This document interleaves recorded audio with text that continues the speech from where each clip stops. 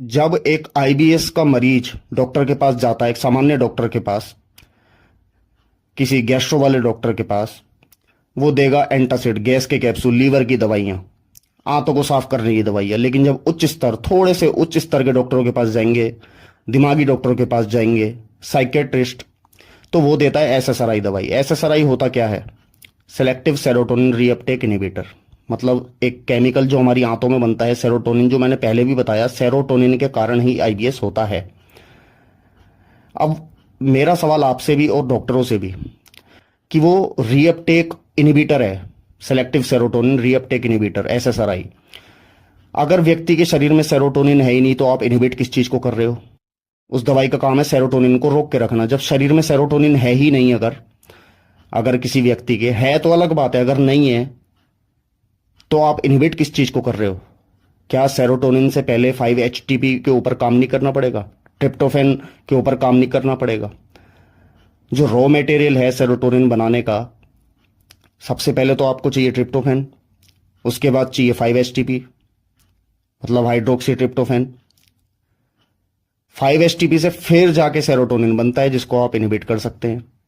बिना सेरोटोनिन, जिसकी आंतों में सेरोटोनिन जो 90% आंतों में बनता है, 10% हमारे दिमाग में बनता है, अगर वो बन ही नहीं रहा, आप इनहिबिट किस चीज को कर रहे हो? वो दवाई काम कैसे करेगी उस रोगी के ऊपर? और फिर एक बार वो दवाइयों में घुस गए तो इन दवाइयों को छोड़ना लगभग लगभग असंभव सा हो जाता है।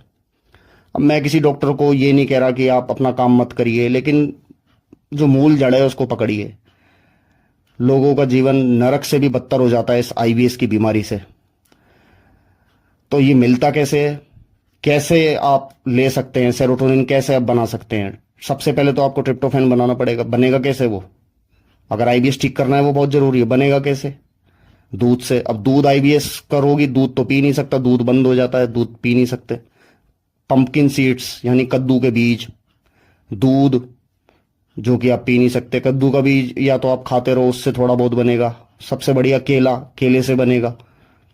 या जो हमने आपको रामबाण, हमारे ऋषि मुनियों द्वारा एक औषधि ऐसी भी बनाई गई जो बहुत तेजी से हमारे शरीर में इन सारी चीजों की पूर्ति करती है। फिर साथ में potassium, magnesium, vitamin B6, B9 जिसे फॉलिक एसिड कहते हैं, विटामिन B12, ये सब भी हों तो बहुत तेजी से सेरोटोनिन बनता है और आईबीएस नामक बीमारी पूरी तरह से ठीक हो जाती है। तो ये सारा ज्ञान होना बहुत आवश्यक है। फिर भी यदि आप जल्द से जल्द शीघ्र ही ठीक होना चाहें तो हमसे संपर्क करें। नमो नारायण। हर हर महादेव।